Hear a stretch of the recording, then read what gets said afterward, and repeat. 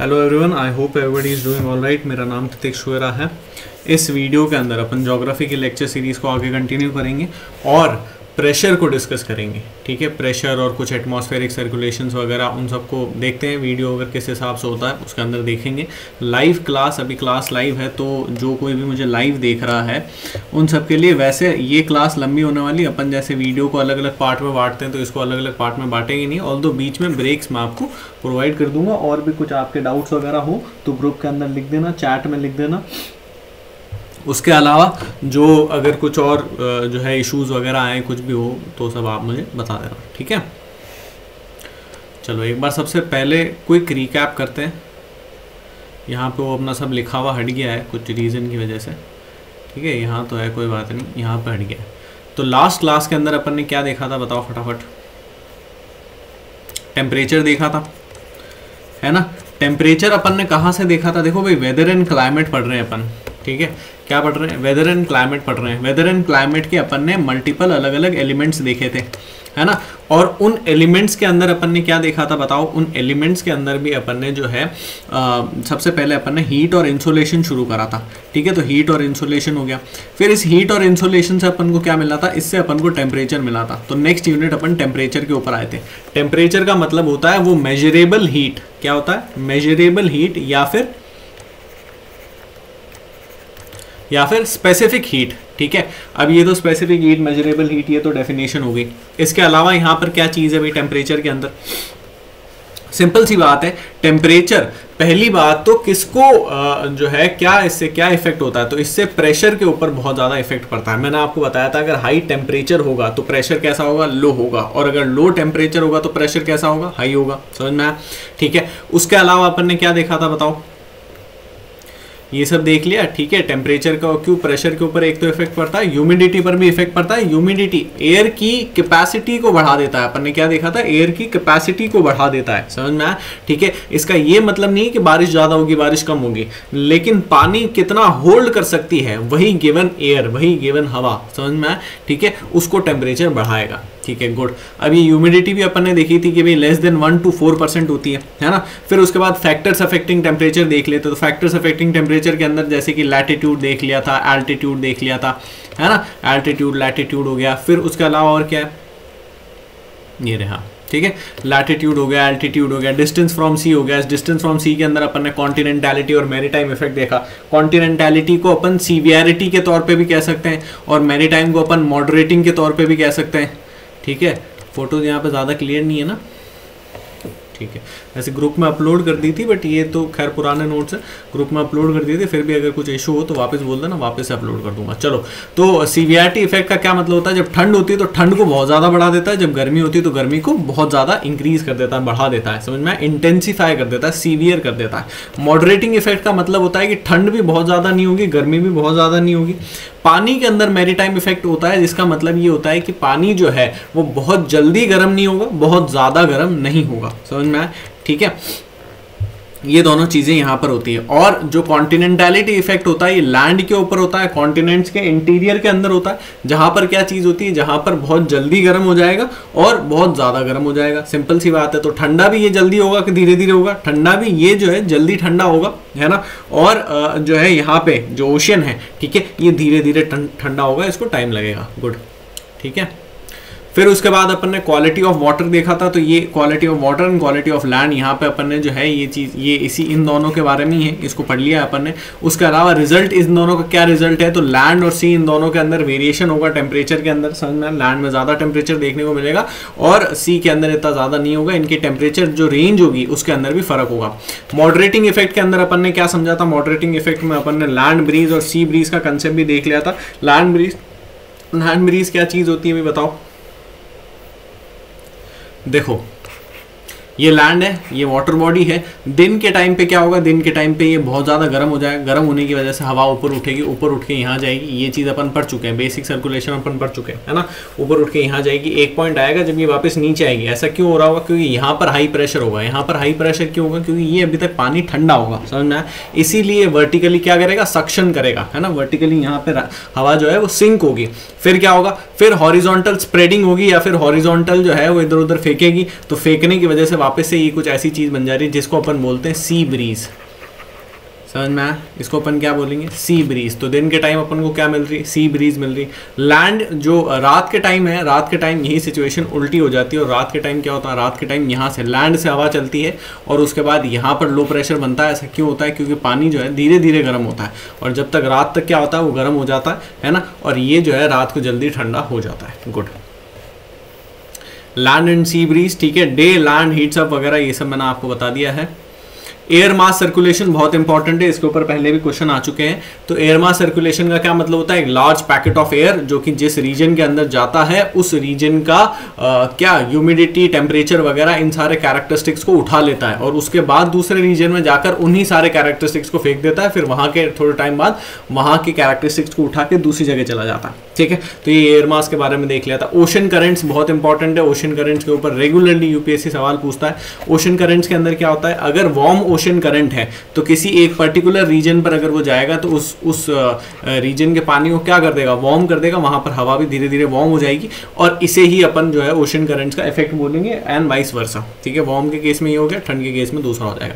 Slope effect देख लिया था, शेल्टर इफेक्ट देख लिया था, समझ में आया? गुड। चलो भाई अब शुरू करते हैं।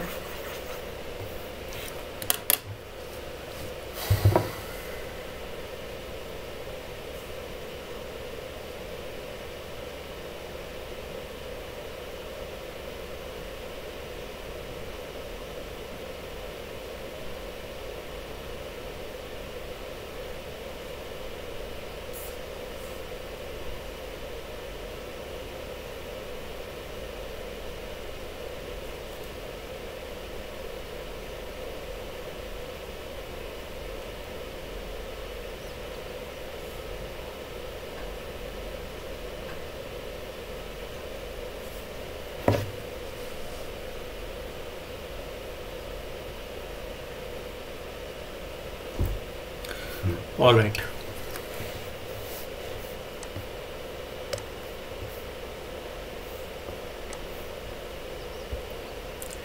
देखो इस लेक्चर के अंदर, इस वीडियो के अंदर अपन प्राइमरीली किसके ऊपर फोकस करने वाले हैं? तो प्रेशर है ना, और उससे रिलेटेड जो भी फिनोमेनाज है उन सबको देखेंगे। तो प्रेशर की अगर अपन बात करें तो सबसे पहले प्रेशर होता क्या है, ठीक है, इसको समझेंगे। प्रेशर कहाँ होता है, कितना होता है, उसको समझेंगे। तो यहाँ पे अपन इसका हॉरिजॉन्टल और वर्टिकल डिस्ट्रीब्यूशन देखेंगे, ठीक है। फिर उसके बाद प्रेशर के डिस्ट्रीब्यूशन के बाद अपन देखेंगे कौन कौन सी फोर्सेस है जो कि विंड और प्रेशर इन दोनों के साथ में एक्ट करती है, ठीक है। और फिर उसके बाद जो है ये डायरेक्शन देती है विंड को, समझ में आया, ठीक है। ये सारी फोर्सेस को देख लेंगे। उसके बाद अपन शुरू करेंगे कि यहाँ पर जो है एटमॉस्फेरिक सर्कुलेशंस के ऊपर, है ना, एटमॉस्फेरिक सर्कुलेशंस, ठीक है। तो एटमॉस्फेरिक सर्कुलेशंस वगैरह क्या है, फोर्सेस वगैरह आपको समझ में आ गया, ठीक है। मतलब अभी देखेंगे, ठीक है, 3-4 तरह की फोर्सेस, स्टीयरिंग फोर्स अलग है, ड्राइविंग फोर्स अलग है, ठीक है। इन सबको देखेंगे अभी।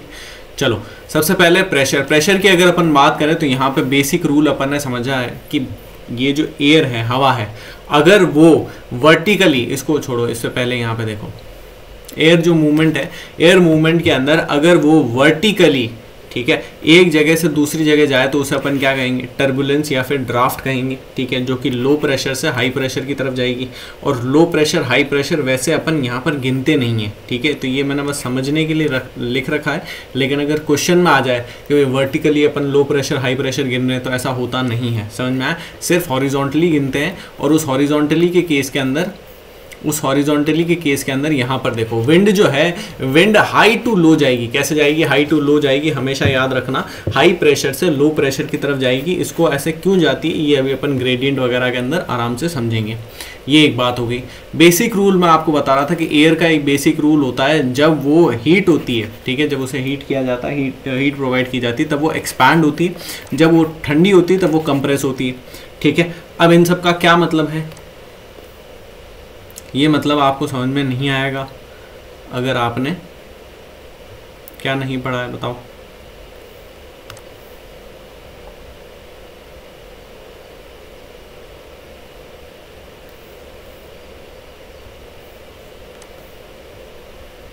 अगर आपने ये नहीं पढ़ा है तो समझ में आया। This is very important. तो इसको एक बार वापस से बना लेते हैं, ठीक है। सेम चीज़ को एक बार वापस से बना लेते हैं ताकि समझ में आ जाएगा कि भाई बातें क्या हो रही है। इधर देखो, बहुत ज़्यादा इंपॉर्टेंट डायग्राम है, इसी के ऊपर पूरा का पूरा अपना प्रेशर चलने वाला है, प्रेशर विंड्स वगैरह। ये इस बार इस वीडियो के अंदर समझ लो, इस लेक्चर के अंदर समझ लो, उसके बाद फिर आगे जितने भी, अब इससे आगे जितने भी क्लाइमेट वगैरह के लेक्चर आएंगे सारे के सारे इससे रिलेटेड हैं, इनके अलावा और कुछ भी नहीं है क्लाइमेट के लेक्चरों के अंदर, ठीक है। तो सारे के सारे इंटरलिंक्ड लेक्चर हैं। अब इधर देखो, यहाँ पर लेट से अपन 0 डिग्री इक्वेटर बना लेते हैं, यहाँ पर लेट से अपन 90 डिग्री बना लेते हैं। 90 डिग्री अगर नहीं भी बनाते हैं तो इसको भूल जाओ, ठीक है। यहाँ पर आप कुछ भी 30 डिग्री ले लो, ठीक है, छोटा बनाते हैं, ठीक है। तो यहाँ पर आप 30 डिग्री ले लो, ठीक है। ये 30 डिग्री के अंदर गड़बड़ हो जाएगी यार, 90 लो, मान लेते हैं 90 ले लो, मानने में क्या जा रहा है। तो यहाँ पे 90 डिग्री ले लिया। अब मुझे एक बात बताओ, 0 डिग्री इक्वेटर के ऊपर क्या होगा? इंसुलेशन होगी। इंसुलेशन अगर होगी तो गर्मी होगी, हीट होगी, ये अपन ने देख लिया था। हीट के केस में क्या हो रहा है? हीट के केस में हवा जो है वो वर्टिकली राइज अप कर रही है, समझ में आया? वर्टिकल स्प्रेडिंग हो रही है। और ऐसा क्यों हो रहा है? ऐसा इसलिए हो रहा है क्योंकि सरफेस बहुत ज़्यादा गर्म हो जा रहा है। तो मैंने यहाँ पर आपको पॉपकॉर्न का एग्जाम्पल बताया था, अगर आप जो है तवे के ऊपर, जिसके भी ऊपर अगर पॉपकॉर्न को रखोगे तो वो ऊपर उछलने की कोशिश करेंगे। ऐसा ऊपर क्यों उछलेंगे? इसलिए उछलेंगे क्योंकि सरफेस बहुत ज़्यादा गर्म हो गया है, समझ में आया? तो उन्हें कहीं तो एस्केप करना है, तो ऊपर जाएंगे। अब ये ऊपर चले गए, अब ये क्या ऊपर जाते जाएंगे जाते जाएंगे जाते जाएंगे? नहीं, ऐसा नहीं होगा, ऊपर भी नहीं जाते जाएंगे। क्यों? क्योंकि ऊपर एक विंड चल रही है जिसको कहते हैं जेट स्ट्रीम। ये भी बहुत इंपॉर्टेंट है, इसके ऊपर भी क्वेश्चन आ चुके हैं। तो ये है जेट स्ट्रीम। अब जेट स्ट्रीम की वजह से ऐसा तो है नहीं कि भाई ये एकदम जितना चाहे जितना मर्जी उतना ऊपर चलते रहेंगे। तो एक पर्टिकुलर डिस्टेंस तक चलेंगे, फिर उसके बाद रुक जाएंगे, है ना। और ये डिस्टेंस क्या है? ये डिस्टेंस ही ट्रोपोपॉज है, समझ में आया? तो ये डिस्टेंस ट्रोपोपॉज हो गया, जिसका ये मतलब हो गया कि नीचे एक ढक्कन है वो है सरफेस, और ऊपर एक ढक्कन है जो कि है ट्रोपोपॉज। इसका क्या मतलब हुआ? इसका मतलब ये देखो, ये है बीकर। इस बीकर के ऊपर आपने ढक्कन ढक दिया और नीचे से आपने आग लगा दी, बर्नर लगा दिया, समझ में आया? ठीक है। तो ये क्या चीज़ हो गई? यही अपन पढ़ने वाले हैं, यही एटमॉस्फेयर है, यही पूरा ट्रोपोस्फेयर है जिसके अंदर सारे के सारे सर्कुलेशन होना है, ठीक है। अब देखो, एक बार हवा राइज अप करी, फिर राइज अप करने के बाद क्या होगा? अगर ऊपर नहीं जा सकती है तो कहाँ जाएगी भाई? यहाँ तक बहुत ज़्यादा, यहाँ पर बहुत ज़्यादा इकट्ठी हो जाएगी। तो एक पॉइंट पर उसको जो है स्प्रेडिंग करनी पड़ेगी। तो किस टाइप की स्प्रेडिंग करेगी? हॉरिजॉन्टल स्प्रेडिंग करेगी, या तो इधर जाएगी या फिर इधर जाएगी। अगर नीचे लो प्रेशर बन रहा है, नीचे कैसा बन रहा है? लो प्रेशर बन रहा है गर्मी की वजह से, तो ऊपर क्या बनेगा? ऊपर हाई प्रेशर बनेगा, समझ में आया? और ये हाई प्रेशर क्या होगा? ये हाई प्रेशर गर्मी की वजह से, टेम्परेचर की वजह से नहीं बनेगा, बल्कि अदर मैकेनिकल रीजंस की वजह से बनेगा, समझ में आया? ठीक है। तो ये हाई प्रेशर बन गया। अब हाई प्रेशर के केस का सिंपल सा मतलब है भाई, क्या लॉजिक फुलफिल हो रहा है? बिल्कुल हो रहा है। वर्टिकली तो जो है यहाँ पर सिंकिंग हो रही है, समझ में आया? या फिर वर्टिकली ये सक्शन कर रही है, ठीक है। और हॉरिजॉन्टली क्या हो रहा है? स्प्रेडिंग हो रही है। तो हाई प्रेशर फुलफिल हो गया, लो प्रेशर फुलफिल हो गया। अब मुझे एक बात बताओ, यहाँ से जो है हवा खूब सारी ऊपर चली गई, तो यहाँ पर तो जो लोग खड़े हैं, यहाँ पर मान लो कोई पर्सन खड़ा है, ठीक है। अब उसके पास तो हवा ही नहीं है, वो सांस कैसे लेगा, है ना? तो ऐसा तो हो नहीं सकता। तो जैसे ही यहाँ पर हवा कम होगी, तब अपन ने देखा था अभी अभी कि विंड जो है वो हाई टू लो जाती है, तो लो की तरफ जो है कुछ ना कुछ विंड आ रही होगी, समझ में? तो लो की तरफ यहाँ पर विंड आ रही है, ठीक है। ये लो की विंड हो गई, है ना, ये यहाँ पर आ रही है। फिर क्या चीज़ हो रही है भाई? अब यहाँ पर तो ये कंडीशन हो रही है, इसको होल्ड करते हैं और इसी के साथ यहाँ पर आ जाते हैं इक्वेटर के ऊपर, सॉरी पोल के ऊपर। पोल के ऊपर क्या है? पोल के ऊपर ठंड बहुत ज़्यादा है, और ज़्यादा ठंड होने की वजह से कैसा यहाँ पर सिस्टम बन रहा है? यहाँ का जो टेम्परेचर है, जो सरफेस है, वो कूल सरफेस हो जाता है। कैसा सरफेस हो जाता है? कूल सरफेस हो जाता है। और कूल सरफेस होने की वजह से यहाँ पर क्या होगा? यहाँ पर हाई प्रेशर बनेगा, है ना। और ये जो हाई प्रेशर है ये क्या करेगा? वर्टिकली सक्शन करेगा, ठीक है। तो ये वर्टिकली सक्शन कर रहा है, और हॉरिजॉन्टली क्या करेगा? स्प्रेडिंग करेगा। अब इस तरफ तो जा नहीं सकता, समझ में आया? क्योंकि 90 के बाद तो कुछ भी नहीं है, ठीक है। तो यहाँ पर जाएगा, ठीक है। और उसके अलावा ऊपर से निकालेगा। अब ये जो ऊपर से निकाल रहा है, यहाँ पर जो है जैसे ऊपर से हवा आती जा रही, क्योंकि ठंड बहुत ज़्यादा है। अगर ठंड बहुत ज़्यादा होती है तो आप भी क्या होता है, आप भी लोग जो है एक दूसरे के पास में आ जाते हो, समझ में आया? ठीक है। लोग जो है पास में रहना, मतलब जैसे मान लो कुछ और हीट का सोर्स नहीं है ना, तो अपन अक्सर देखते हैं कि भाई वो बॉडी हग वगैरह ये सब चीज़ें करते हैं। तो हवा जो है वो भी सिंक डाउन करने लग जाएगी, समझ में आया? उसको कहीं से भी थोड़ी भी गर्मी चाहिए, ठीक है। तो ये चीज़ नीचे आ जाएगी। अब इस चीज़ के नीचे आने के साथ साथ में यहाँ पर भी पॉपुलेशन बढ़ जाएगी। मैंने आपको बताया जब भी पॉपुलेशन बढ़ेगी तब फैलना पड़ेगा, समझ में आया? क्योंकि ऊपर से अभी भी कंटिन्यूस पॉपुलेशन बढ़ती जा रही है, तो इस तरफ जो है हवा जाने लग जाएगी, समझ में आया? गुड, ये चीज़ हो गई। अब अगर हवा यहाँ से आई है तो तो यहाँ पर भी खाली तो छोड़ नहीं सकते, यहाँ पर भी कहीं ना कहीं से तो आई होगी। तो यहाँ पर जो हवा आएगी वो हवा कहाँ से आएगी, वो हवा इस तरफ से आएगी, समझ में आया। और अगर यहाँ पर नीचे हाई प्रेशर बन गया है तो ऊपर क्या बनेगा, ऊपर लो प्रेशर बनेगा। और इस लो प्रेशर कंडीशन के अंदर क्या हो रहा है, इस लो प्रेशर कंडीशन के अंदर वर्टिकली तो स्प्रेडिंग हो रही है और हॉरिजॉन्टली सक्शन हो रहा है, ये समझ में आ गया। फिर उसके बाद अगली चीज़ क्या होगी, अगली चीज़ जो है आपको बस बीच में डॉट्स को कनेक्ट करना है। तो यहाँ पर अगर डॉट्स को कनेक्ट करेंगे ये कुछ इस तरीके से, ठीक है, तो ये हवा यहाँ चलेगी और ये हवा यहाँ चलेगी, समझ में आया। और यहाँ पे अपन को बीच में क्या चीज़ देखने को मिल रही है, बीच में जो चीज़ अपन को देखने को मिल रही है उसी को अपन कह रहे हैं एटमॉस्फेरिक सर्कुलेशन। ये ऐसे गोल गोल मामला चल रहा है, समझ में आया, ठीक है, यही है कन्वेक्शन, ठीक है, यही है हीट ट्रांसफ़र, ठीक है। तो ये सारी चीज़ें हो गई। तो गर्मी जहाँ पर लो प्रेशर बनता है, ठंड जहाँ पर हाई प्रेशर बनता है, उस नॉर्मल सिचुएशन के अंदर क्या चीज़ अपन को देखने को मिलती है, उस नॉर्मल सिचुएशन के अंदर अपन को ये एक बड़ा सा एक जो है सर्कुलेशन देखने को मिलता है, ठीक है। बेसिक आइडियाज़ आपको समझ में आ गए। अब इन्हीं बेसिक आइडियाज़ के साथ आगे बढ़ते हैं। प्रेशर की अगर अपन बात करें तो प्रेशर की एक नॉर्मल एटमॉस्फेरिक प्रेशर की भी एक रेट होती है, जिस क्या होती है वो, तो 1013.2 मिलीबार्स। और ये किसके ऊपर होती है, ये बैरोमीटर के ऊपर होती है, समझ में। तो अगर किसी वन डे एग्जाम के अंदर, किसी जो है पर्टिकुलर एग्जाम के अंदर ये पूछ लें कि भाई यूपीएससी में चांसेस कम है कि भाई किसके ऊपर अपन एटमॉस्फेरिक प्रेशर को मेजर करते हैं, तो वो क्या है, बैरोमीटर है। और नॉर्मल कितना है, नॉर्मल एटमॉस्फेरिक प्रेशर कितना है, 1013.2 मिलीबार है। बट यहीं पे एक कंसेप्ट समझना, 1013.2 मिलीबार का क्या मतलब हुआ। जैसे लो प्रेशर, अगर यहाँ पे मान लो कि भाई 1013.2 अपन लिख देते हैं, ठीक है, दिस इज 1013, है ना। तो लो प्रेशर के अंदर क्या होगा, लो प्रेशर के अंदर ये 550 हो जाएगा। हाई प्रेशर के अंदर क्या होगा, हाई प्रेशर के अंदर ये जो है 1500 2000 हो जाएगा। ऐसे ही होगा ना, नहीं ऐसा नहीं होगा, समझ में है, ऐसा कुछ भी नहीं होने वाला। तो क्या होगा, रिलेटिवली मेजर करते हैं। मैंने आपको बताया क्लाइमेट के अंदर हमेशा अपन रिलेटिवली प्रेशर को मेजर करने वाले हैं। जैसे कि 1013 तो नॉर्मल है, अब इससे छोटा जितना भी होगा वो जो है लो प्रेशर होगा, इससे ऊपर जितना भी होगा हाई प्रेशर होगा, लेकिन इससे छोटे के अंदर भी लो और हाई हो सकता है। वो कैसे होगा, तो यहाँ पर देखो, एक है 1010, है ना, या फिर मान लो 1000 ले लो, ठीक है, एक है 1000 मिलीबार और दूसरा है 990 मिलीबार। तो इसमें से लो प्रेशर कौन सा हुआ, ये वाला हुआ, और हाई प्रेशर कौन सा हुआ, ये वाला हुआ। रिलेटिवली अपन देख रहे हैं, समझ में आया, दोनों के मुकाबले लो और हाई कौन सा है वो देख रहे हैं, ना कि इसके मुकाबले देख रहे हैं, समझ में आया। तो सिचुएशन टू सिचुएशन ये डिफर कर जाएगा। उसके बाद वर्टिकल डिस्ट्रीब्यूशन की अगर अपन बात करें तो वर्टिकल डिस्ट्रीब्यूशन कैसा होता है, जो प्रेशर है, प्रेशर हाइट के साथ में डिक्रीज होता जाता है, कम होता जाता है, ठीक है। और ऐसा क्यों होता है, वेरियस आपको रीजंस बताएंगे। सबसे पहले तो प्रेशर की डेफिनेशन अगर अपन देखें तो this is weight of column of air. एक पूरी एयर के कॉलम अगर आप बना दो, ठीक है, 32 किलोमीटर 100 किलोमीटर्स तक, है ना, जमीन के ऊपर कितना वेट लग रहा है, that is atmospheric pressure.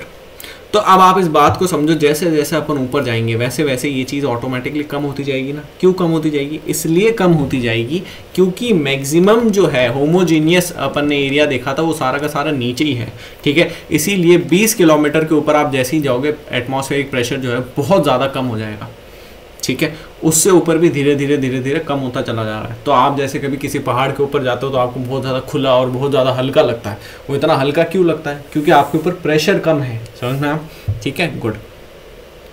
Air movement अपन ने देख लिया, टर्बुलेंस या फिर ड्राफ्ट क्या होता है उसे अपन ने समझ लिया, ठीक है, यहीं पर देख लो, ठीक है। तो टर्बुलेंस या फिर ड्राफ्ट अपन ने समझ लिया। अगर वर्टिकली एयर मूव कर रही है एक जगह से दूसरी जगह तक तो उसे अपन क्या कहेंगे, ड्राफ्ट या फिर टर्बुलेंस कहेंगे, समझ में आया, ठीक है। और अगर वो हॉरिजॉन्टली मूव कर रही है तो उसे अपन विंड कहेंगे, क्या कहेंगे, विंड कहेंगे, समझ में आया, ठीक है। तो ये विंड और ये टर्बुलेंस हो गया।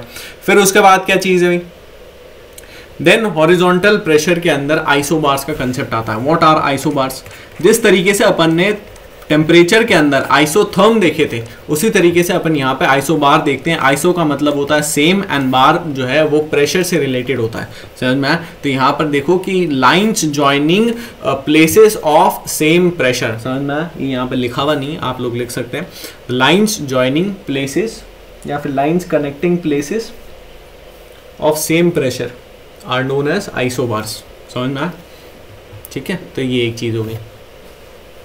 अब विंड की एक प्रॉपर्टी होती है कि विंड जो है आइसोबार के परपेंडिकुलर चलती है, समझ में आया। इसके भी ऑल्दो काफ़ी सारी अलग अलग कंडीशंस हैं, लेकिन यहाँ पे जैसे मान लो कि ये आइसोबार्स है, ठीक है। अब इन आइसोबार्स के अंदर इधर देखो, जो विंड होगी, विंड कुछ इस तरीके से चलेगी, इसके परपेंडिकुलर चलेगी। और ये विंड किस तरीके से चल रही है, मैंने आपको बताया हाई टू लो जा रही है। कैसे जा रही है, हाई टू लो जा रही है। अब जैसे मान लो कि भाई यहाँ पे 1000 जो है मिलीबार प्रेशर है, फिर यहाँ पे 990 मिलीबार प्रेशर है, फिर यहाँ पे जो है 980 मिलीबार प्रेशर है, तो विंड किस तरफ जा रही है, विंड हाई से लो की तरफ जा रही है। ऐसा क्यों हो रहा है, इसका रीज़न इंपॉर्टेंट बहुत ज़्यादा है। ऐसा इसीलिए हो रहा है क्योंकि यहाँ पर प्रेशर कम हो रहा है, यहाँ पर विंड एयर कम हो रही है, इसीलिए यहाँ से जो यहाँ पर जो एक्सेस विंड है वो इधर से इस तरफ जा रही है, ताकि यहाँ पर भी बैलेंस बना रहे। वरना किसी जगह पे बहुत ज़्यादा हवा होगी, किसी जगह पे हवा होगी नहीं, समझ में आया, ठीक है। और उसका रीज़न क्या है, उसका रीज़न यहाँ पर अपन ने देखा, ठीक है। ये पूरा का पूरा अपन ने समझ लिया, तो ये इसका रीज़न है, गुड। फिर उसके बाद क्या चीज़ है भाई, चलो प्रेशर यहाँ पर इतना ही है। नेक्स्ट जो कंसेप्ट है वो है फोर्सेस अफेक्टिंग विंड्स का। Now this is important, forces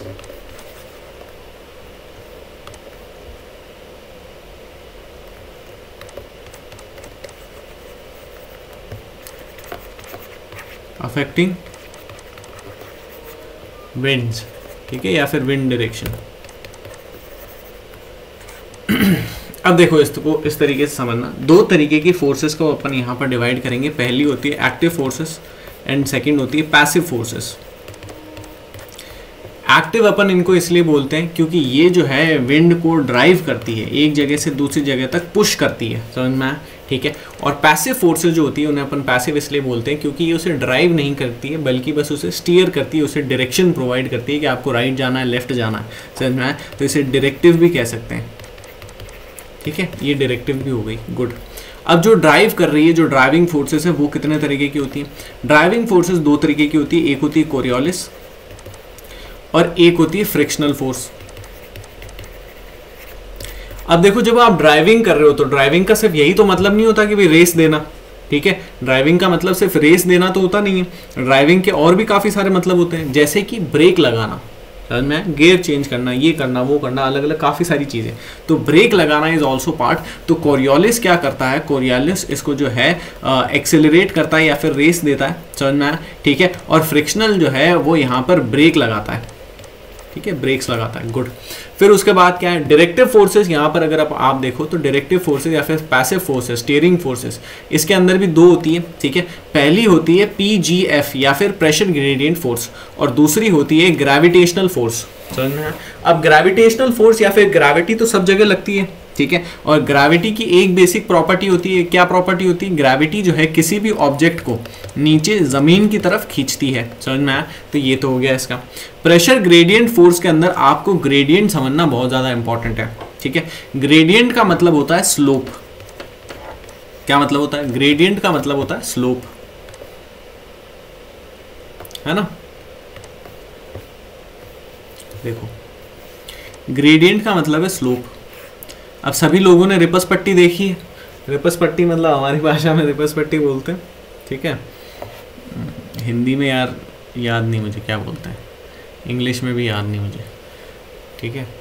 तो अरे गेम होता है, ठीक है, यहाँ से ऐसे सबके गार्डन में होता है, तो ऐसे ऊपर चढ़ते हो आप और फिर उसके बाद जो है नीचे स्लाइड डाउन करते हो, ठीक है। स्लाइड ही बोलते हैं उसको शायद, ठीक है, जो भी बोलते हैं देख लेना, ठीक है। तो हम उसको रिपस पट्टी बोलते हैं। अब यहाँ देखो, रिपस पट्टी सबने देखी है या फिर स्लाइड, नॉर्मल स्लाइड सबने देखी है। अब स्लाइड के केस के अंदर क्या होता है, उसी को अपन स्लोप कहेंगे, भाई this is what is this is slope, है ना। और यहाँ पे हाइट ज्यादा है या कम है, तो यहाँ पे आप लिख सकते हो हाई हाइट, है ना, हाई हाइट लिख देते हैं, ठीक है। क्यों लिख रहे हैं अभी समझ में आएगा। और यहाँ पर अपन लिख देते हैं लो हाइट, यहाँ पर लो हाइट लिख दी, एक तरफ हाई हाइट हो गई, एक तरफ लो हाइट हो गई। तो हाई हाइट क्या चीज होगी, हाई हाइट से आप रिलेट करो high pressure, and low height से आप रिलेट करो लो प्रेशर, समझ में। अब हाई प्रेशर से विंड क्या हो रहा है, विंड हमेशा हाई टू लो जा रही है। तो विंड हाई टू लो क्यों जा रही है, क्योंकि ये ऊंचा है ये नीचा है, भाई सिंपल सी बात है, समझना है, ठीक है। अब एग्जैक्टली ये नहीं है, ये तो मैंने आपको कार्टून फॉर्मेट में समझाया कि भाई हाँ ठीक है ये ऊंचा है ये नीचा है, एग्जैक्टली ऐसा नहीं हो रहा है। एग्जैक्ट जो रीज़न है वो ये है कि यहाँ पर हाई, यहाँ पर मात्रा बहुत ज़्यादा है और यहाँ पर मात्रा बहुत कम है, इसीलिए जो है बैलेंस हो रहा है, ठीक है। तो that balance is known as wind. समझना है, यहाँ पे जो बैलेंस चल रहा है इसको बोल रहे हैं विंड, ठीक है, या फिर हीट ट्रांसफ़र, ठीक है। तो हीट ट्रांसफ़र, एनर्जी ट्रांसफ़र भी इसको बोल रहे हैं, वो अपन ने हीट और इंसुलेशन के अंदर पढ़ा था। तो ये एक चीज़ हो रही है। अब देखो कि लेकिन याद करने के लिए आप इसको इस तरीके से देख सकते हो कि स्लोप के अंदर क्या होगा, हाई से लो की तरफ जाएगी, ये हाई हाइट हो गया, ये लो हाइट हो गया, समझ में आप, ये सिंपल है, गुड। तो प्रेशर ग्रेडियंट फोर्स क्या करती है, प्रेशर ग्रेडियंट फोर्स जो है वो डायरेक्शन प्रोवाइड करती है। डायरेक्शन भी कैसे प्रोवाइड करेगी, क्या अपन यहाँ से यहाँ जा रहे हैं, नहीं जा रहे हैं, अपन यहाँ से यहाँ जा रहे हैं, तो डायरेक्शन मिल गया ना, गुड। अब डायरेक्शन के साथ अपन को क्या चीज़ मिलती है, तो एक ग्रेविटी मिलती है, ठीक है। ग्रेविटी अपने कहाँ काम में आएगी, ग्रेविटी अपने लास्ट में एक जियोस्ट्रॉफिक विंड्स आएगा वहाँ काम आएगी, तब तक अपन इसको होल्ड करके रखते हैं, ठीक है। उसके बाद एक कोरियोलिस होती है, कोरियोलिस फोर्स होती है, और एक जो है फ्रिक्शनल फोर्स होती है। कोरियोलिस फोर्स की अगर मैं बात करूं तो ये एक रियल फोर्स नहीं होती है, this is not a real force, ठीक है। तो क्या एक ये ऐसी फर्जीवाड़ा है, ऐसे ही अपन ने सपना बना रखा है, नहीं सपना नहीं बना रखा है। देखो सिंपल सा रीजन है, चूंकि अर्थ रोटेट कर रही है, क्या हो रहा है, अर्थ रोटेट कर रही है, तो अर्थ के रोटेशन की वजह से जो ऑब्जेक्ट्स हैं, ठीक है, जो भी आप मिसाइल वगैरह फायर करते हो, विंड है, ठीक है, कोई बॉल है, कोई भी चीज़ है, तो वो जो है अपनी जगह से दूसरी जगह पर डिफ्लेक्ट कर जाती है। ऐसा क्यों होता है, क्योंकि अर्थ पर सेकेंड, हर सेकेंड के अंदर 460 मीटर्स रोटेट कर जाती है, समझ में आया। जिसका ये मतलब है कि जैसे लेट से कि यहाँ पर एक जो है, यहाँ पर एक कुछ भी है, ठीक है, बैट्समैन है, और यहाँ पर एक बॉलर है ना। अगर मान लो कि भी वो यहाँ से अब एक बॉल फेंकता है, ठीक है, यहाँ से एक बॉल फेंकता है, तो अभी उसको रियलाइजेशन नहीं हो रही, अपन को रियलाइजेशन नहीं हो रही, ठीक है, देखने वालों को भी उस तरीके से वैसी रियलाइजेशन नहीं होगी, लेकिन एक साइंटिस्ट के माइंड से उसने यहाँ से यहाँ बॉल नहीं फेंकी है, बल्कि यहाँ से यहाँ बॉल फेंकी है, समझ में है। और ऐसा क्यों हुआ है, ऐसा इसलिए हुआ है क्योंकि 460 मतलब अभी एक सेकंड के अंदर, अब वो बॉल जाने में हो सकता है कि भाई एक सेकंड से भी कम लगे, ठीक है, तो अगर एक सेकंड से कम भी लगता है तो उस केस के अंदर भी 230 मीटर तो अपन जो है घूम चुके ही होंगे। तो ये जो बैट्समैन है, ये बैट्समैन रियलिटी के अंदर यहाँ पर होगा और ये बॉलर तब तक यहाँ पर होगा, और दोनों को ये बात रियलाइज नहीं होगी, समझना, इसलिए ये बॉल इसने यहाँ नहीं फेंकी है बल्कि यहाँ फेंकी है, ये समझ में आया। लेकिन लग ऐसा रहा है कि भाई सीधी फेंकी है, तो इसे अपन कोरियोलिस फोर्स बोलते हैं। अब जो मैं आपको बता रहा हूँ आपको लग रहा है क्या फालतू बात कर दी, कभी कोई ये दोनों हिलते हैं क्या, कभी ऐसा होता है क्या, कभी ऐसा नहीं होता है क्या, तो यहीं पर आपको ये समझने वाली बात है, इसीलिए इसे एक रियल फोर्स नहीं बोला जा रहा है। That is why this is not called as a real force, समझ में आया। इसीलिए इसे एक रियल फोर्स नहीं कहते हैं बल्कि एक अज्यूम्ड या फिर परसीव्ड फोर्स कहते हैं कि भाई ऐसा हुआ है। ऐसा क्यों हुआ है, क्योंकि अर्थ रोटेट कर गई है, असलियत में कोई भी फोर्स नहीं है, अर्थ रोटेट कर गई है, अर्थ घूम गई है, समझना। तो अर्थ के घूमने की वजह से क्या चीज़ होती है, अर्थ के घूमने की वजह से अगर कोई मिसाइल है, ठीक है, यहाँ पर ये दिस इज़ वेरी इंपॉर्टेंट, अगर कोई मिसाइल वगैरह है, वो मिसाइल मान लो अपन ने इंडिया से लॉन्च करी और अपन चाइना के अंदर मान लो बीजिंग के अंदर लॉन्च करते हैं, समझ में, अपन ने यहाँ से दिल्ली से लॉन्च करी, अपन बीजिंग के अंदर ले जाना चाहते हैं, तो अपन क्या करेंगे, उसको इस डायरेक्शन के अंदर ले जाएंगे। लेकिन अगर अपन उसको इस डायरेक्शन के अंदर ले जाएंगे तो वो मिसाइल कभी भी वहाँ पर पहुँचेगी ही नहीं। That is why Coriolis is important, क्योंकि जब तक ये यहाँ तक पहुँचने वाली होगी तब तक जो है जो बीजिंग है, बीजिंग यहाँ पर पहुँच चुका होगा, समझ में, और इस तरफ वापस इंडिया ही होगा या इंडिया नहीं होगा तो जो कोई भी दूसरी कंट्री होगी, समझ में, ठीक है। हो सकता है कि चाइना का ही कुछ जो है पास वाला बॉर्डरिंग तिब्बत वगैरह वाला एरिया हो गया, समझ में, अगर बीजिंग वगैरह नहीं हुआ तो इसीलिए अपन को क्या करना पड़ेगा, इसीलिए अपन को जो अपन कैलकुलेशंस वगैरह करते हैं या फिर रॉकेट साइंटिस्ट या फिर रॉकेट साइंस वगैरह के अंदर अपन क्या करते हैं, इस टाइप की कैलकुलेशन करते हैं ताकि अपन इन सारी ही चीज़ों को, ये तो सिर्फ अपन 2-3 ही पढ़ रहे हैं, उसके अंदर 10-20 ऐसी और भी फोर्सेज है, काफ़ी सारे फैक्टर्स वगैरह आते हैं, तो इन सारे फैक्टर्स को अपन उसके अंदर ले लें कि अपन उस स्पीड के साथ चलें, उस डायरेक्शन के अंदर चलें कि ये एग्जैक्टली यहीं पर हिट करें, समझ में आया, गुड। तो ये हो गया कोरियोलिस फोर्स। कोरियोलिस फोर्स के बाद एक फ्रिक्शनल फोर्स होती है। What is frictional force? Frictional force simple सी है, ये ब्रेक्स अप्लाई करती है या फिर किसी भी चीज़ को रोकती है। फ्रिक्शन आपने समझा होगा जब आप जो है जैसे यहाँ पे बॉल का एग्जांपल लो, इनर्शिया सबको पता है, एक बॉल अपन ने छोड़ी, वो बॉल जो है एक मूवमेंट के अंदर चलती रहेगी, एक पॉइंट पर आकर वो रुक जाएगी। तो वो क्यों रुकी है, क्यों वो नॉन स्टॉप चलती नहीं गई भाई, यहाँ से यहाँ तक क्यों चलती नहीं गई? ठीक है, द रीजन बिहाइंड इज कि वहां पर जो है फ्रिक्शन अप्लाई हो गया, और फ्रिक्शन की वजह से वो चीज वहीं पर रुक गई, वहीं पर स्टेबल हो गई। अगर इसी का दूसरा एग्जाम्पल देखो, अच्छा यहाँ तक सब क्लियर है क्या यार? एक बार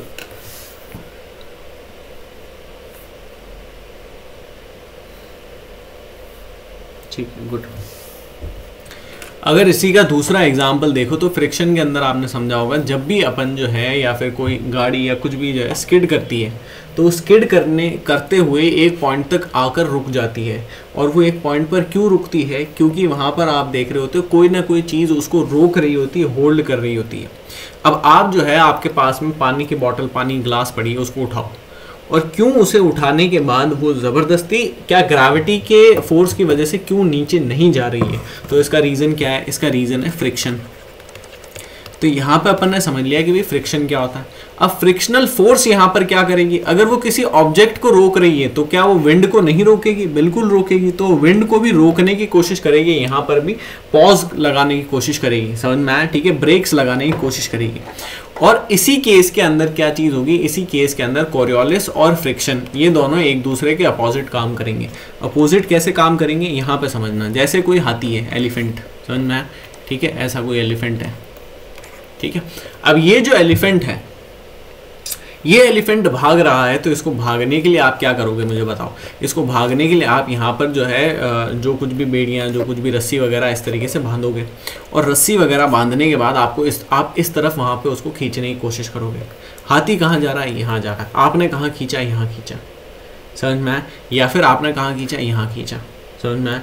या फिर अगर कोई भी चीज़ है, वो कोई भी चीज़ अगर इस तरफ गिर रही है तो अपन क्या करेंगे? उसको इस तरफ खींचने की कोशिश करेंगे, ठीक है। तो फ्रिक्शन क्या कर रहा है? फ्रिक्शन चूंकि कोरियोलिस उसको एक पर्टिकुलर डायरेक्शन के अंदर खींच रहा है, इसीलिए फ्रिक्शन उसे दूसरे डायरेक्शन के अंदर खींचने की कोशिश करता है।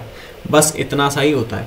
फ्रिक्शन के अंदर अक्सर अपन जैसे देखते हैं कि भाई फ्रिक्शन लेफ्ट में खींच रहा है, राइट में खींच रहा है, ऐसा कुछ भी नहीं हो रहा है। फ्रिक्शन बस उसको अपोज कर रहा है जो कोरियोलिस उसको प्रोवाइड कर रहा है, समझ में? तो कोरियोलिस उसको एग्जैक्टली क्या प्रोवाइड कर रहा है, ये अपन को समझना जरूरी है। कोरियोलिस जो है विंड को या फिर ऑब्जेक्ट को अपने राइट में खींचता है। अगर ऑब्जेक्ट यहाँ से इस तरीके से जा रहा है तो ऑब्जेक्ट अपने राइट में खींचेगा। कहाँ पर? नदर्न हेमिस्फीयर के अंदर, समझ में आया?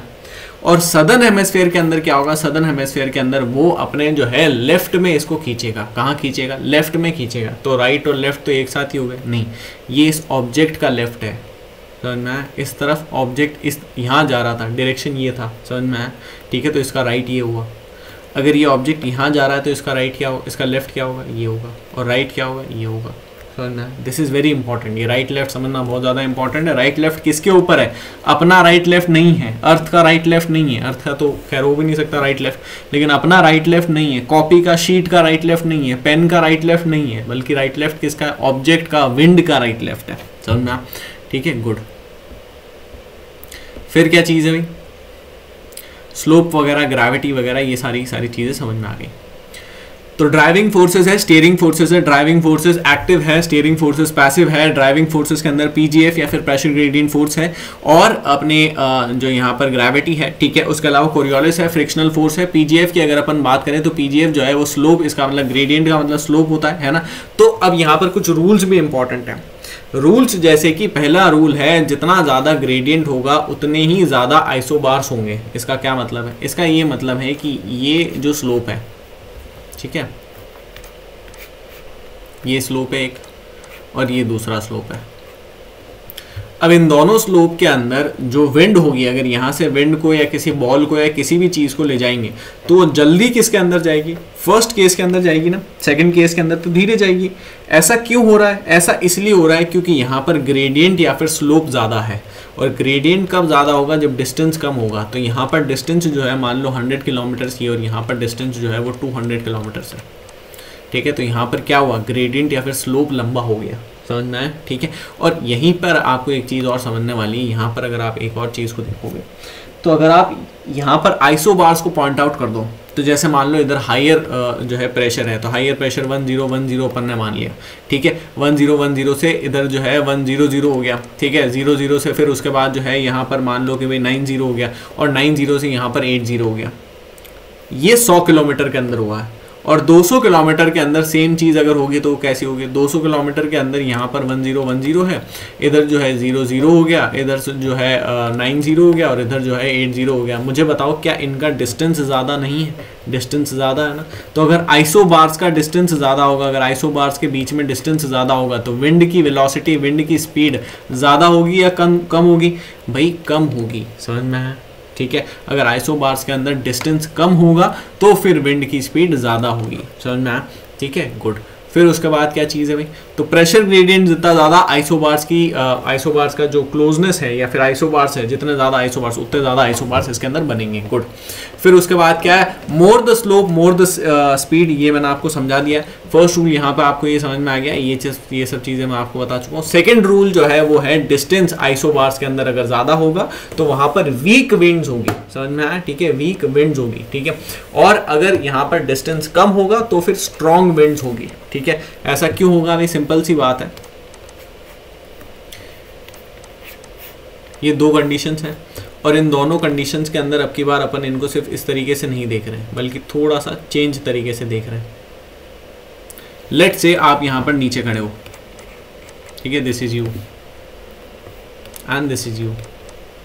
फर्स्ट केस के अंदर क्या होगा, फर्स्ट केस के अंदर मान लो कि भाई यहां से मैं एक बड़ा सा बोल्डर, इतना बड़ा बोल्डर, और यहाँ पर भी एक बड़ा सा सेम साइज का बोल्डर, इन दोनों को रिलीज करता हूँ। तो मानो, तो मुझे बताओ कि भाई इंटेंसिटी या फिर स्ट्रेंथ या फिर जो है पावर किसके अंदर ज़्यादा होगी, फर्स्ट केस के अंदर या फिर सेकंड केस के अंदर? बट ऑब्वियस सी बात है, फर्स्ट केस के अंदर पावर ज़्यादा होने वाली है, तो मैं सेकंड केस के मुकाबले, ठीक है। तो this is the meaning of more the gradient, more the distance between isobars weak the winds will be, and less the distance between isobars stronger the winds will be, समझ में आया, ठीक है। तो ये वैसे डिस्टेंस और आइसोबार्स का लेना देना नहीं है, बल्कि ग्रेडियंट का लेना देना है, समझ में आया। लेकिन अपन ने समझा कि भाई ग्रेडियंट और डिस्टेंस दोनों रिलेटेड है ना, ग्रेडियंट और डिस्टेंस दोनों रिलेटेड है, तो ये दोनों चीजें इस तरीके से हो गई, समझ में आया, ठीक है। चलो ये तो चीज एक हो गई। फिर ग्रेविटी आती है, ग्रेविटी को भी होल्ड करेंगे, है ना। नेक्स्ट चीज आती है कोरियोलिस। यहां तक कुछ भी डाउट है क्या? यहाँ पर कुछ भी डाउट हो तो बताओ, फिर एक रिवीजन वगैरह करते हैं, फिर वापस आगे बढ़ते हैं।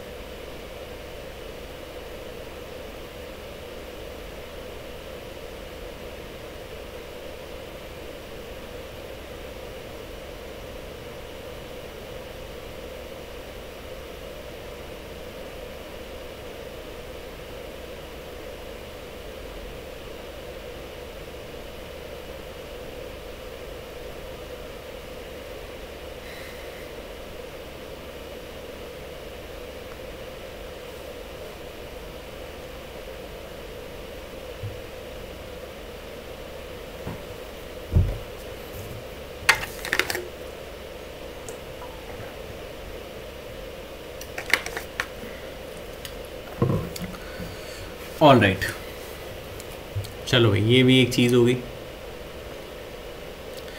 फिर उसके बाद क्या आता है बताओ? डायरेक्शन, कोरियोलिस वगैरह। अब यहाँ पर देखो फटाफट से एक बार रिवीजन कर लेते हैं, है ना। क्या क्या पढ़ा मुझे बताओ। सबसे पहले अपन ने देखा फोर्सेस, है ना। इस फोर्सेस के अंदर अपन ने कौन कौन सी, या फोर्सेस से भी पहले चले जाते हैं, चलो फोर्सेस से भी पहले अपन ने क्या देखा। फोर्सेस से भी पहले अपन ने प्रेशर से शुरू करा। प्रेशर क्या चीज़, प्रेशर या फिर एटमॉस्फेरिक प्रेशर क्या चीज़ होती है, this is the weight of column of air. समझ में, जिस तरीके से अपन जैसे जैसे हाइट के साथ ऊपर जाते हैं वैसे वैसे क्या होता है, ये वेट जो है वो कम होता जाता है, ठीक है, इसलिए प्रेशर भी कम होता जाता है। सेकेंड चीज़ अपन ने समझी विंड के बारे में या फिर डायरेक्शन के बारे में, तो जो भी विंड है वो हाई टू लो जाती है, ठीक है। और विंड क्या चीज़ होती है, विंड का मतलब होता है सरफेस के ऊपर चलने वाली या फिर जो है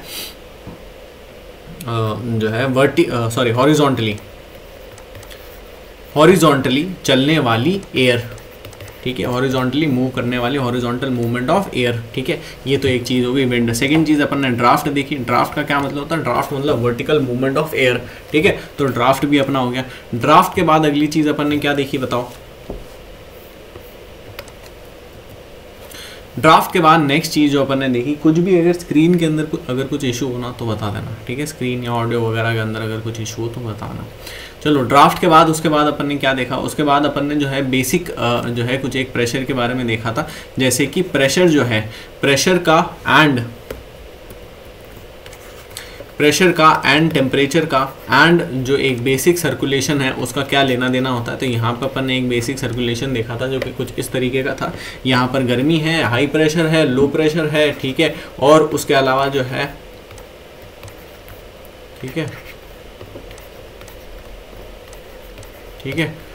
ना, उसके अलावा यहाँ पर विंड, ड्राफ्ट वगैरह ये सारी चीज़ें अपन ने देख ली। नेक्स्ट चीज़ अपन जो है फोर्सेस के ऊपर आ गए थे। फोर्सेस के अंदर अपन ने क्या क्या देखा था, तो फोर्सेस के अंदर अपन ने कुछ ड्राइविंग फोर्सेस देखी थी और कुछ स्टीयरिंग फोर्सेस देखी थी। ड्राइविंग फोर्सेस अपन ने कौन कौन सी देखी थी, कोरियोलिस और उसके अलावा जो है कोरियोलिस देखी थी, कोरियोलिस के अलावा फ्रिक्शनल फोर्स देखी थी, है ना। और स्टीयरिंग फोर्सेस के अंदर अपन ने कौन कौन सी देखी थी, एक तो ग्रेविटी देखी, ग्रेविटी के अलावा प्रेशर ग्रेडियंट फोर्स देखी। प्रेशर ग्रेडियंट फोर्स का क्या मतलब होता है, स्लोप की ये फोर्स होती है। स्लोप की फोर्स का मतलब है कि हाई टू लो जा रही है, ठीक है, और ऐसा एक स्लोप बन रहा है। अब यहाँ पर अपन ने कुछ एक रूल्स भी देखे थे, जिसके अंदर पहला रूल अपन ने समझा था कि जितना ज़्यादा डिस्टेंस होगा उतना कम ग्रेडियंट होगा, समझ में आया, ठीक है, जितना ज़्यादा ग्रेडियंट होगा उतने ज़्यादा जो है आइसोबार्स होंगे, ठीक है, ये सेकेंड अपन ने रूल देख लिया था, ठीक है। तीसरी चीज़ अपन ने देखी थी कि जितना ज़्यादा ग्रेडियंट होगा उतनी ही ज़्यादा स्पीड होगी, ठीक है। चौथी चीज़ अपन ने ये देखी थी कि जितना ज़्यादा ग्रेडियंट होगा उतनी ही ज़्यादा इंटेंसिटी होगी या फिर स्ट्रॉन्ग विंड होगी या वीक विंड होगी, समझ में आया, ठीक है, अगर कम होगा तो, ठीक है। ग्रेविटी के अंदर अपन ने बेसिक रूल देखा, जिस तरीके से बाकी ऑब्जेक्ट्स को नीचे ज़मीन की तरफ खींचता है उसी तरीके से हवा को भी नीचे ज़मीन की तरफ खींचता है।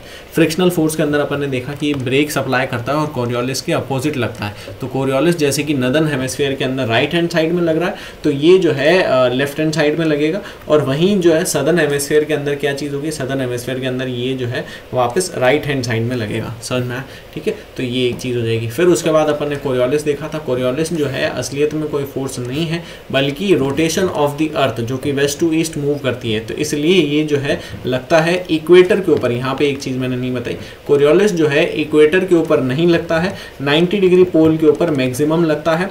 फिर इसके कुछ रूल्स भी हैं, ये रूल्स भी नहीं देखे ना, आए नहीं है अभी उसके ऊपर, ठीक है, आए नहीं है उसके ऊपर अभी, आए नहीं। तो इनके कुछ रूल्स भी है, वो रूल्स भी मैं आपको यहीं बता देता हूँ। पहला रूल जैसे कि ये है कि जितनी ज़्यादा जो है स्पीड होती है उतनी ज़्यादा कोरियोलिस लगती है। कोरियोलिस और स्पीड का ऐसे लेना देना नहीं कि अगर कोरियोलिस ज़्यादा होगा तो स्पीड ज़्यादा होगी, बल्कि उल्टा है, अगर स्पीड ज़्यादा होगी ऑलरेडी, ठीक है, तो फिर कोरियोलिस उतना ज़्यादा लगेगा, समझ में आया। और जितना ज़्यादा आप पोलवर्ड जाओगे उतना ज़्यादा कोरियोलिस लगता जाएगा, ठीक है, ये भी एक बात है। तो मैक्सिमम कोरियोलिस कहाँ लगता है, पोल के ऊपर लगता है, 90 डिग्री पे लगता है। और कोरियोलिस कहाँ नहीं लगता है, तो इक्वेटर पे नहीं लगता है। Now this is very important, why is it important, अभी आते हैं उसके ऊपर, ठीक है। ये एक चीज़ होगी, ठीक है। अभी तक तो यही पढ़ा है, यही पढ़ा ना, यही पढ़ा है। चलो नेक्स्ट ग्रेविटी को अपन ने होल्ड करा है। ग्रेविटी के बाद कोरियोलिस एक चीज़ आती है। तो कोरियोलिस क्या है, due to rotation of earth objects जो है डेविएट करते हैं, उसी डेविएशन को अपन कोरियोलिस फोर्स नाम दे देते हैं। डायरेक्शन मैंने आपको बता दिया, नदर्न हेमिस्फीयर के अंदर कहाँ है, राइट, ऑब्जेक्ट के राइट के अंदर डिफ्लेक्शन हो रहा है, सदर्न हेमिस्फीयर के अंदर लेफ्ट में डिफ्लेक्शन हो रहा है। रूल्स के अंदर पहला रूल है कि 0 at 0, समझ में आया, 0 at 0 का मतलब होता है कि 0 डिग्री इक्वेटर के ऊपर ये बिल्कुल भी नहीं लगता है, और मैक्सिमम कहाँ लगता है, 90 डिग्री पोल के ऊपर लगता है। जितनी ज़्यादा स्पीड होगी उतना ज़्यादा कोरियोलिस होगा, ये मैंने आपको बता दिया। Faster therefore faster the object more the deflection, इसलिए ये भी चीज़ आपको समझने वाली है, जितना ज़्यादा तेज ऑब्जेक्ट होगा उतना ज़्यादा उसके ऊपर डिफ्लेक्शन होगा। तो अब अगर कोई हाइपरसोनिक मिसाइल है ना, और कोई सुपरसोनिक मिसाइल है या फिर सबसोनिक मिसाइल है, तो दोनों में से डिफ्लेक्शन किसके ऊपर ज़्यादा होगा, हाइपरसोनिक के ऊपर बहुत ज़्यादा होगा, समझ में आया। सुपरसोनिक के ऊपर उससे थोड़ा कम होगा और सबसोनिक पे उससे थोड़ा कम होगा, समझ में आया। सब के ऊपर एरो क्यों बनाएंगे, क्योंकि डिफ्लेक्शन तो हो गई ना समझ में आया, ठीक है। फिर उसके बाद क्या चीज़ है, फ्रिक्शनल फोर्स जो है मैंने आपको बता दिया, स्लोज डाउन ऑब्जेक्ट। डायरेक्शन जो है इसका कोरियोलिस के ऑपोजिट लगता है, तो नदर्न हेमिस्फीयर के अंदर ये लेफ्ट में लगेगी और सदर्न हेमिस्फीयर के अंदर राइट में लगेगी, या फिर ऐसा लगेगा, ऐसा दिखेगा कि भाई ये यहाँ पर लग रही है, ऑल्दो एक्चुअल में ऐसा है नहीं, ये बस उसको अपोज कर रही है, ठीक है। रूल्स की अगर अपन बात करें तो पहला रूल फ्रिक्शन के केस में पहला रूल ये होता है कि जितना ज़्यादा फ्रिक्शन होगा उतनी कम स्पीड होगी, समझ में, जितना ज़्यादा फ्रिक्शन लग रहा है उतनी ही कम स्पीड लगेगी। बेसिक रूल है ना,